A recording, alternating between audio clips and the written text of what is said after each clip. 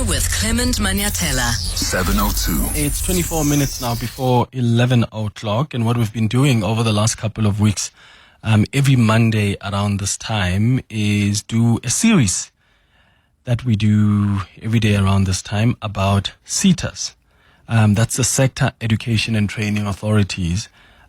These are statutory bodies that were established under the Skills Development Act and are meant to facilitate skills development within specific economic sectors. And what we've been doing over the last couple of weeks is look at what is working with our SETAs, what is not working with our SETAs. Are they playing the role that they should be playing to support government with skills development and job creation, right? Are they adequately addressing our national skills deficit to meet the needs of the economy?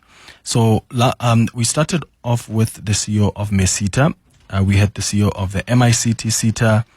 We had the CEO of the Wholesale and Retail Sector Education and Training Authority. Last week, we spoke to the CEO of the Construction Education and Training Authority. And today, we're focusing on the Mining Qualifications Authority. Dr. Thabo Mashongoane is the Chief Executive Officer at the Mining Qualifications Authority, joining us in studio. Dr. Mashongoane, thank you so much for making time. Good evening. Good morning. Good morning, Clement, and good morning to the 702 listeners. Yeah, thank you so much for making time. Let's start with the mandate. So you are in the Mining Qualifications Authority. What exactly is your mandate as MQA? Just like you outlined in your brief to the listeners, we are one of the 21 SETAs. Our name sounds a bit different because it does not have, sector education in it. It is because we were established a year earlier than the rest of other SETAs under a different act, which is Mining Health and Safety Act, with the sole mandate of reducing mining accidents as well as skilling the workforce in the mining space. So one would then recall in those days when the then President Mandela, approved a commission by Leon, Judge Leon, to say, look into this because there were a number of fatalities in the mining space. But we have since, evolved. We are now established under the Sector Education and the Skill Development Act, like the rest of other SETAs. Our mandate, indeed, has not really shifted from the initial intentions of the Mining Health and Safety Act.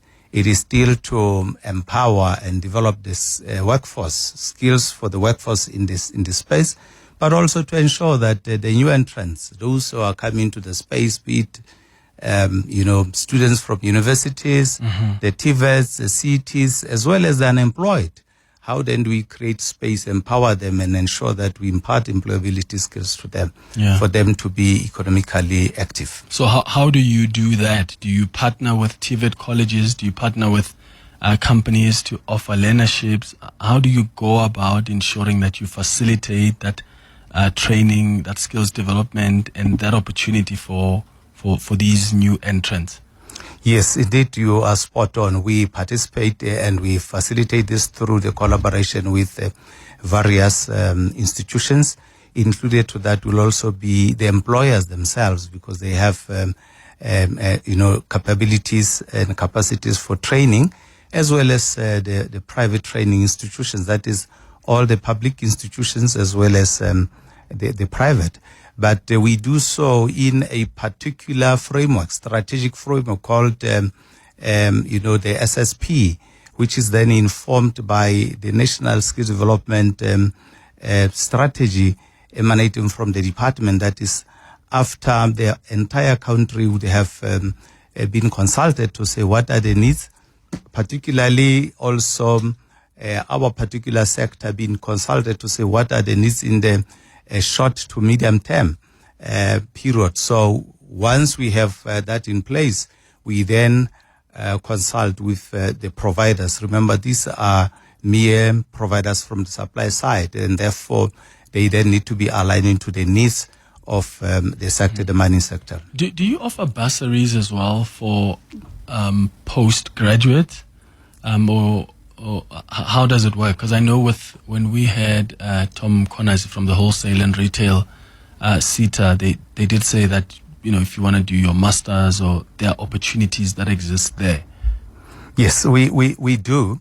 However, our main focus is more on the undergraduate. Okay. For the postgrad, what we do from MQA side, there is a national program called N program funded by the NSFAS as well as the department. Now we have it as a special program. We call it Higher Education Lecturer Support. We also have a similar program for the lecturers from the TVET as well as the CET space. Now what we do is, even up to doctoral level, we are saying if you want to participate in the man space by becoming a trainer, a lecturer, we can then fund you up to your doctorate level, so as we are able then to plow back into the space. So this is how we do it. In other words, we are quite selective in terms of which particular programs are we going to support, that is the postgrads. Yeah. Based on your assessment, Dr. Mashongoane, what are some of the skills that you think are needed the most in the mining sector? What are you focusing mostly on? Is there a skills deficit? Yes. Look, in any sector, Clement, there will always be a skills deficit simply because of the demand and supply.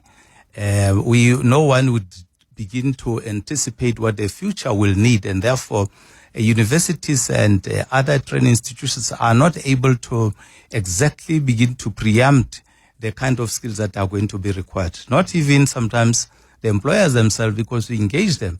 They can give you some idea, but they will not necessarily give you surety of a particular skill. Therefore, you find that there will forever be this gap. But what we intend to do is to try and reduce the gap in terms of skills deficit. Now, in the mining sector, one would understand that our sector, it's been a bedrock of South African economy for many years. Employing more than 1 million. Right now, we have shrunk to about just below 500,000, workforce. But it is still a very important sector because nothing moves without the mining sector.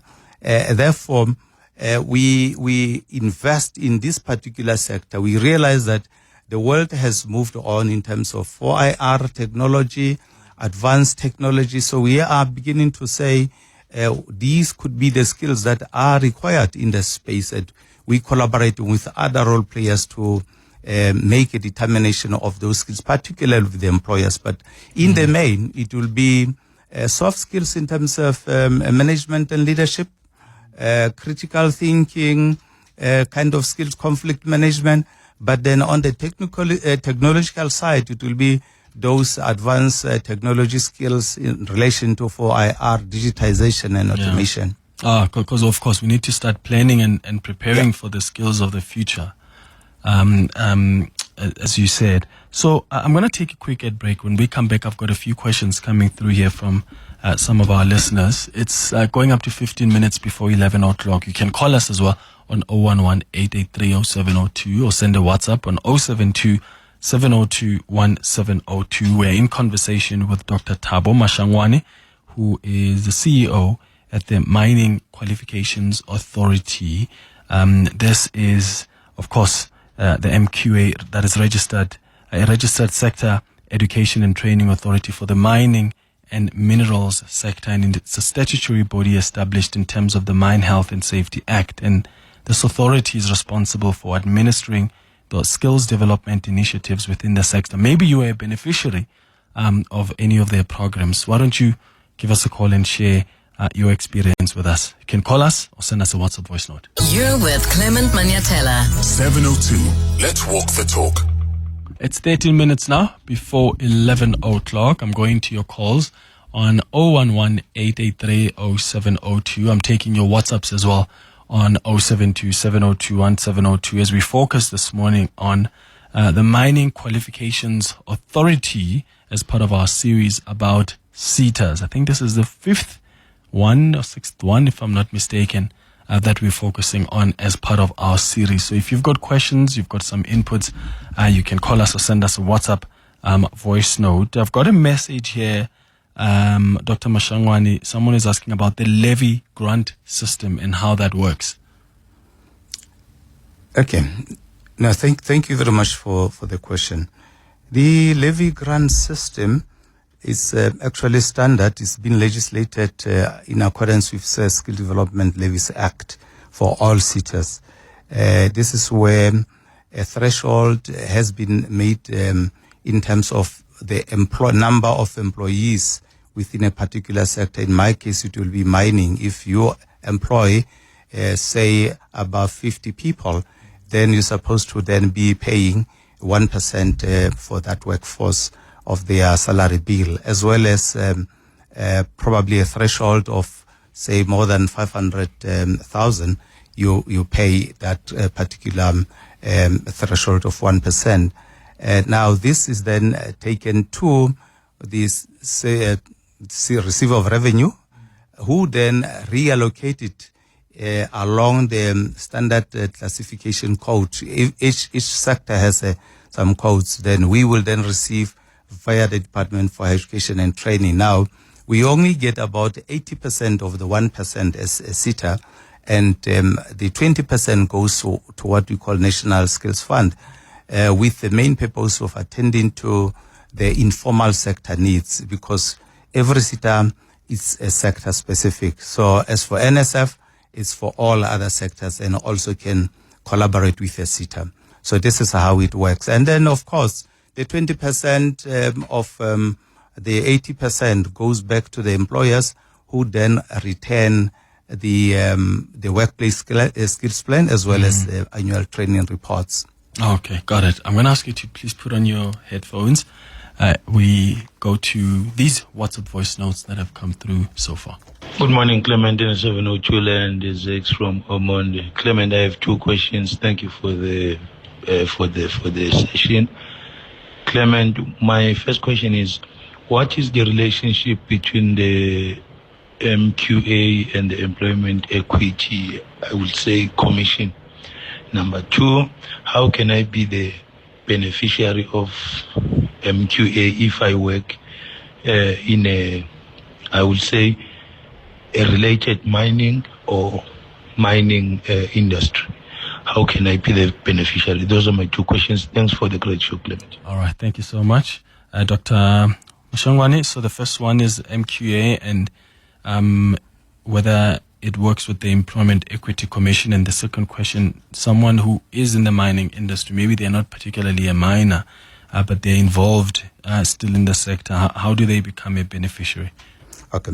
No, thanks for the questions. Indeed, Employment Equity Commission is a standalone commission managed under the Department of Labor, Employment and Labor. Its sole purpose is to ensure that we all comply as employers in the space. Included to that will be, of course, public entities like ourselves. So this is how we work with Employment Commission. It is an oversight body with relation to ensuring that there's equity in the space, that is employment of disadvantaged groups and so forth as it's set out. And then secondly, the question, once you are participating in the mining sector, there are various ways of being a beneficiary. You then have to, of course, to approach us as an MQA, so as we understand the angle from which you are coming, so as we understand how best can we then assist you. So I would really encourage that you get in touch with us, so as we assist you in terms of you being a beneficiary. Those who are employees, of course, they benefit through training. Those who are employers in the space or training providers, of course, they benefit by getting into contract with us, as well as they are able to roll out our programs. Mm-hmm. Okay, let's go to Lehlogonolo, who's calling from Pretoria. Lehlogonolo, good morning. Hi, Clement. Hi. Good morning, Doctor. Sure. Look, Clement, I'm an employer in this sector. I just have two quick questions for clarity's sake, because we contribute annually to these levies and taking people through MQA. But the problem is our people do not get their certificates on time to speak to the production needs and the sector needs that needs to accelerate job creation. As a result, many of our people that we actually subsidize or contribute towards that levy development, they remain stagnant in one position because MQA and its service providers do not respond in time so far as when we contribute towards the levies, and then SARS, distributed accordingly as the doctor had said. I just want to know, Doc, how can we speed it up, the issue of government response in issuing certifications so that people can, grow within this sector of mining? But thanks for particularly from the skills and qualification point of view. Wonderful. Thank you so much for your question. The issue of certificate is the most important matter because we need to assure that whoever is training is accredited to actually roll out the programs. So there's quality assurance system or value chain in it. And of course there's a timeline, but you are spot on. It shouldn't really be overstretched. Since I also joined the MQA, I had to cut down on the time taken for us internally to process certificates, and I can assure you from my end, I have drastically reduced that. I've also spoken to the office to say we are not going to be issuing certificates only on Friday.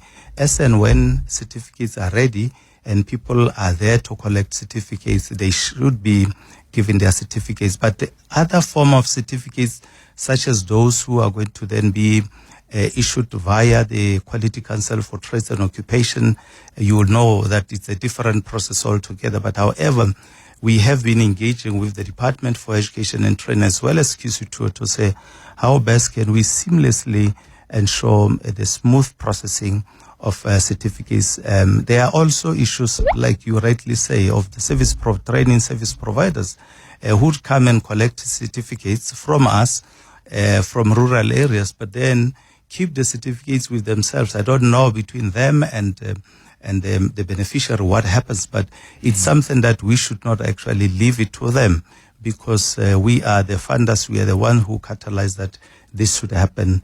It's something that we'll have to improve going forward. Thank you. Yeah. Vusi, you are in Winterveld. Good morning. Hi, Vusi. I would like to find out what the SETA is relevant in terms of skills that are needed in the manufacturing of the battery cells for the automotive new innovation of plug-in hybrids and electric vehicles. Because right now, as a country, we need to industrialize and do localization. We like to make sure that we have the relevant skills, so that, because right now as an organization we have over 1,000 of our unemployed students who need to be reskilled and upskilled so that we can be able to realize this mandate. But you're talking about manufacturing, right, Vusi, not mining? No, the mining, we're talking about the lithium and everything. What are the skills that are there to make sure that we enter into this value chain? Oh, new vehicles used in mining. Yes, there's a great potential for us to create many jobs in this regard. Great. Thank you, Vusi. Thank you for that. Dr. Vusi, you are spot on. This is part of our renewable energy plan. So we look into renewable energy technologies. I can assure you that late last year, we entered into a collaboration with other two SETAs. I know that others are still going to come on board. That is the transport SETA and the chemical SETA. Other SETAs will still be joining us with a view of setting up a hydrogen economy, center, specialized center, for us to begin to roll out skills program in relation to what you are exactly talking about in terms of manufacturing those battery cells and so forth. We have also had a conference last year after the mining dub. We had a conference here in Sandton, where we were focusing on critical minerals for Africa. So we now begin to make a determination of which minerals are critical. So the kind of minerals that we are referring to are critical to the manufacturing of the battery cells and so forth. So that's where we are getting to. Thank you. Okay, just lastly, another one says, could you please ask the CEO there why the discretionary grant applications which were open to the company early last year were cancelled and later reopened exclusively for individuals under 35. Additionally, could you also clarify whether there are any opportunities available for those aged 35 and above? Yes, the discretionary funding window we roll out at set period in line with our annual performance plan, our strategic focus. Now, as and when a determination is made, an invite can then be made, and later on you find that this huge number of appetite of many people applying. But when we look into that, because earlier on there was a question of employment equity, we then realized that out of all of these applications, we are falling short in terms of young people. The focus should also be how then do we support young people in the space. So then it will then be something that will be re-advertised just to ensure that we empower young people. In some cases could be women and so forth, or people with disability. So a determination is made from time to time for that. So, but there are tremendous opportunities for all categories of people. Unfortunately, we don't have enough time now, but go into our website. You can also get in touch with us. What's the website? It will be once you say Mining Qualifications Authority. Yeah. Okay, that should come that up. should come up. Yeah. All right. Dr. Thabo Mashongoane, thank you so much for making time for us. I really appreciate your time. It's a pleasure.